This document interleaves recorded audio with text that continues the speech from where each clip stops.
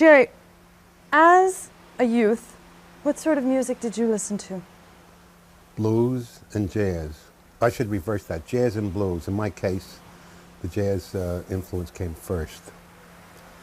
And then I understand that you were an avid record collector. How did that all get started? Well, I was so wrapped up, so immersed in music that the only avenue to continuity of enjoyment was records. There were a lot more live venues then, in the 30s, way back when they had giant ferns on the earth. And there were places you could hear bands and small combos. But the record was coming into its own. And we would go foraging for old records, for old Bessie Smiths and King Oliver, Louis Armstrongs, in junk shops, Salvation Army depots, most unlikely venues. Cellars where they had bad dog signs. And record collecting became a passion with a whole bunch of people back then. But it was really collecting, because you had to go out and find the original 78. There were no compilations. They didn't put them on LP. It's wonderful today because you don't have to do all that legwork. And it's one of the great tributes to the medium that all of the great music is being made available again, at least great quantities of the classic jazz and blues. Do you still have a large part of your collection? No. I had thousands of 78s, and with the intervention of World War II and moving around and coming from one place to another, they just dwindled. And I gave the last of my collection to the man who's probably the most famous record collector in the world. That's Bob Altshuler of CBS Records. Bob used to work for me at Atlantic. Bob has so many records that he had to build not an adjunct to his house, but a second house in Huntington, Long Island, to house his collection. That's so amazing. I gave him my last couple of thousand. When in the 30s, you were talking about it being an exciting time. What were some of the exciting venues to go to in New York at that time? There were three main areas. There was Harlem. There was 52nd Street, otherwise known as the Street, to its habitués, and there was the Village, Greenwich Village, and you had the great swing bands, and I was particularly interested in the black bands, such as Fletcher Henderson, Jimmy Lunsford, Erskine Hawkins, Duke Ellington, and small combos on 52nd Street, where they featured soloists, people like Ben Webster, and of course the wonderful Billie Holiday singing with small combos.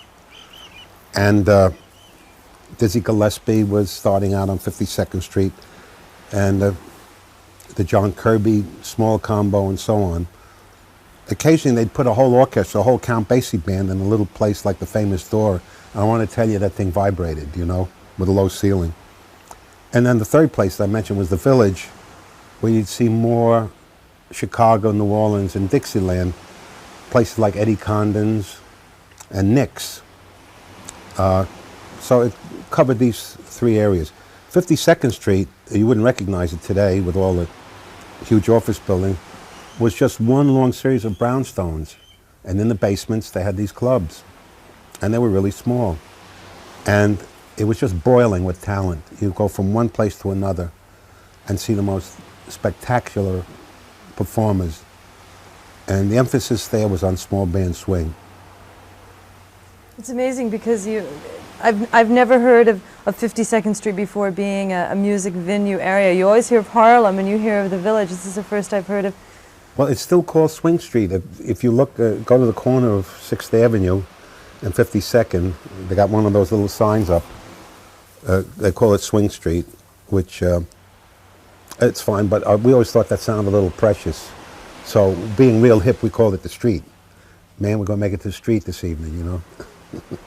In that era, and going to those venues, is there any one particular night you remember as being outstanding? Well, I remember a lot of nights.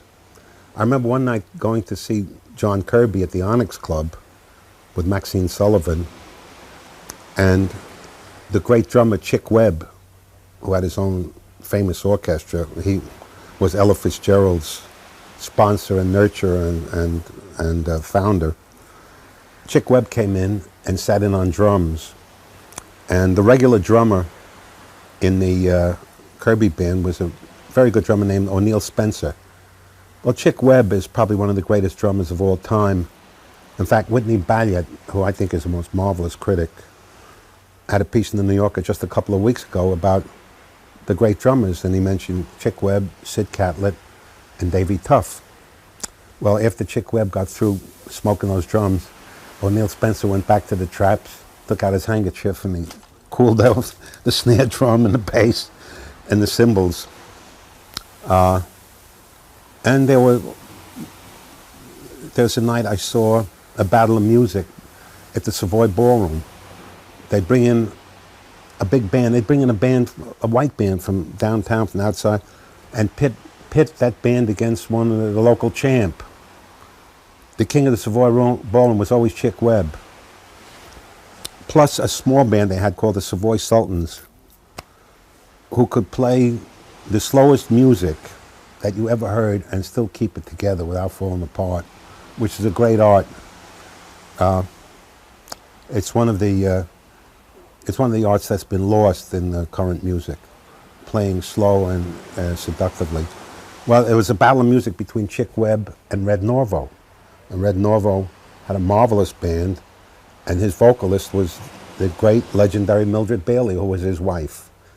They were billed as Mr. and Mrs. Swing. Another promotional thing, you know, but people need these rubrics to hang on to. And it was a fabulous night. Of course, Chick Webb cleaned them out, no question. And people were fainting on the floor, and it was hot. And then there were all the jam sessions that they used to have in those days. Every Sunday, a great fellow named Milt Gabler, who founded Commodore Records and who was the A&R director of Decca Records for many years, ran a jam session on 52nd Street at Jimmy Ryan's. And every Sunday, you would see the Pantheon. It was incredible. It was $1 for admission if you had the buck. If not, you know, he used to let us in on a promise. And then you'd see everybody from Louis Armstrong, Bobby Hackett, Pee Wee Russell, Edmund Hall, like the Valhalla, you know. And we appreciated it, but we took it for granted too. And in retrospect, I got a lot of that stuff, but I wish I could go back. I snarf up a lot more. It was just all around, and it's all gone. Yeah, it's unfortunate how sometimes when you're living through experiences, you take them for granted, Right. and then you look back and you You go, don't know when you've got good conditions like that. When you were at Billboard magazine, when Billboard referred to black music, they referred to it as race music. There were several categories. At one time they called it race. One of the other trade papers, the Cash Box, had a listing called Hot in Harlem. The record companies had other designations such as Ebony Series, Sepia Series, and other such designations which reflected color perceptions. You came up with the term R&B. How did you come up with that? Rhythm and blues. Well, the other fellas on the staff and our editor was Paul Ackerman. I got to get these names in, even if they don't resonate too much with the general public, but they were very important to me. Tony Wilson and Hal Webman and I, we decided that we needed to clean up the term and get a better designation. We just sat around, everybody came in with an idea, and rhythm and blues seemed to have the right swing, the right resonance. So just one week, instead of saying race series, it said rhythm and blues, and we changed it like that.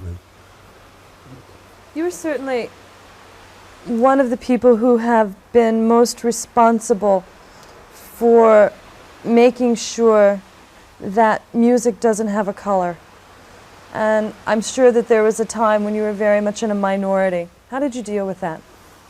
Oh, it hit me where I lived because I was a partner in a small record company called Atlantic Records. And Atlantic operated on the premise that we were going to specialize in a kind of music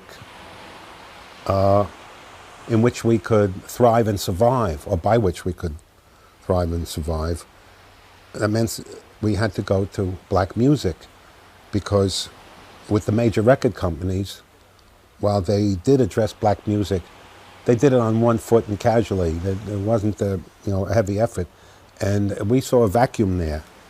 We and a lot of other companies, independents, and this was in the late 40s and early 50s, after World War II. The big band period was over. Bands were out of favor. Restrictions on travel had helped kill the band business. And also because of the war, there was such a commingling of influences that it became the global village. Marshall McLuhan had it absolutely right. Some farm boy from Arkansas met a blues singer from Mississippi. Some folk singer from Florida met a jazz guitarist from New York.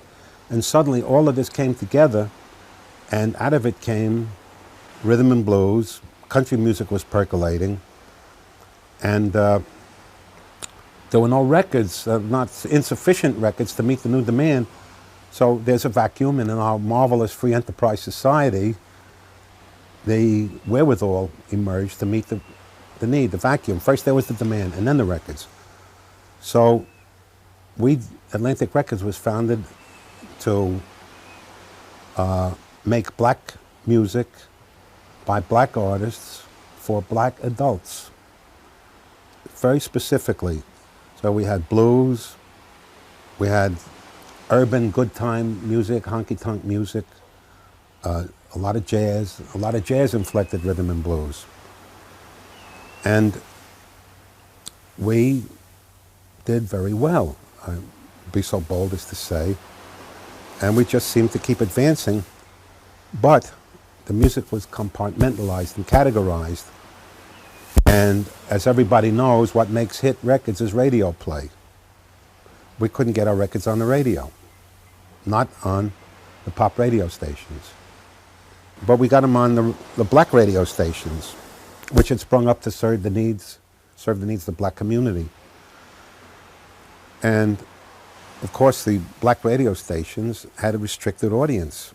It was a black audience and far less in numbers than the big white market.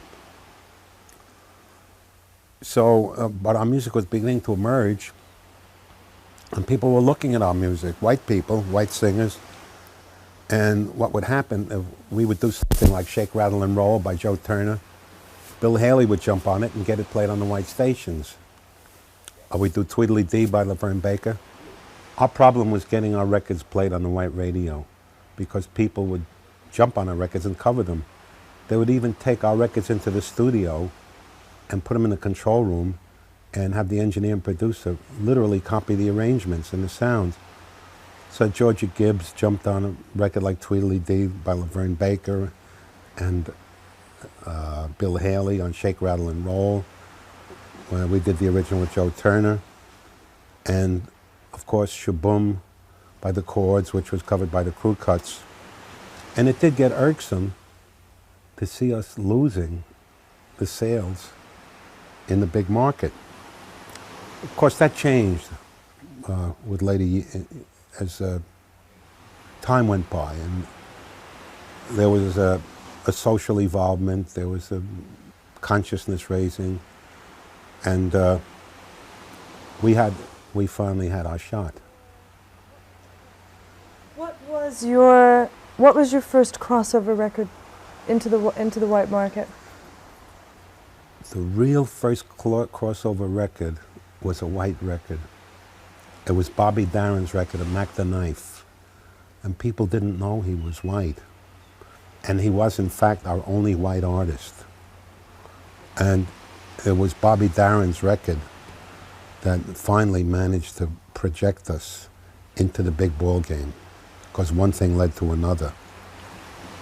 A lot of that had to do with the sagacity and perspicacity of my partner, Ahmed Erdogan, because Bobby Darin had been on the label and made about 6 sessions and nothing happened, and everything was getting old and tired in the Bobby Darin department, and he walked in with a song called Splish Splash. And I said, this is an amusing piece of garbage, and Ahmed said, no, it's a hit. So he went in and cut Splish Splash with Bobby, and it was a hit. And then he cut Mac the Knife, and Bobby was established, and now we had a foothold in the pop market, in the white field. And what would happen, Bobby would do a session in California.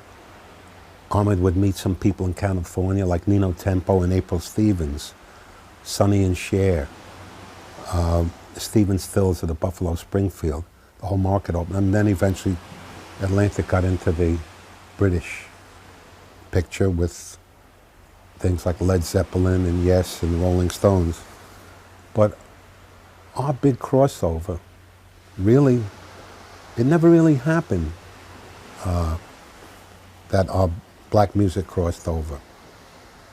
Motown's music crossed over. In fact, it would hardly even be called a crossover. It went directly to the sensibility of the white teenager. Our records were beaming at the Negro, the black adult. And so while we had Ray Charles, Aretha Franklin, the Sweet Inspirations, Chuck Willis, Joe Turner, an endless roster, Solomon Burke, Wilson Pickett, Ivory Joe Hunter, the Coasters, the Drifters, on and on and on. And we never went platinum with any of those records. And now, I may be busting somebody's bubble talking about this like this, but that's the truth. We got into the big market when we addressed the big white audience. If everybody that I met today had actually bought the Ray Charles record he told me that he bought when he was a kid coming up, we'd be quadruple platinum up to here. But it's something that is more talked about than done, the purchase of these records. And in the long run, that's what counts, going into the record store and buying it. In those days, how many units constituted a big seller, Jerry? It's the same as today, you know, how high is up? I know when I came into Atlantic Records in 1953, there were 4 partners, and we had a staff of about 6 people, and 2 floors of a small building with a creaky elevator. And in order to meet the payroll and for us to take home our princely salaries and have a recording budget and also be able to pay the pressing plant, we had to sell 60,000 singles a month. It seems absurd. Other times, it almost feels like it would be fun to go back to that period, you know, start over, like reducing a drug addict, reducing his tolerance, you know, start clean again. Then, of course, once you get a hit, you're insatiable. You sell 500,000, you want 1 million. You sell 1 million, you want 2 million. And then, of course, we got into the multi-platinum years with Led Zeppelin and things like In-A-Gadda-Da-Vida and so on. But we always enjoyed what we did. Depots, most unlikely venues, cellars where they had bad dog signs, and record collecting became a passion with a whole bunch of people back then. But it was really collecting, because you had to go out and find the original 78. There were no compilations. They didn't put them on LP.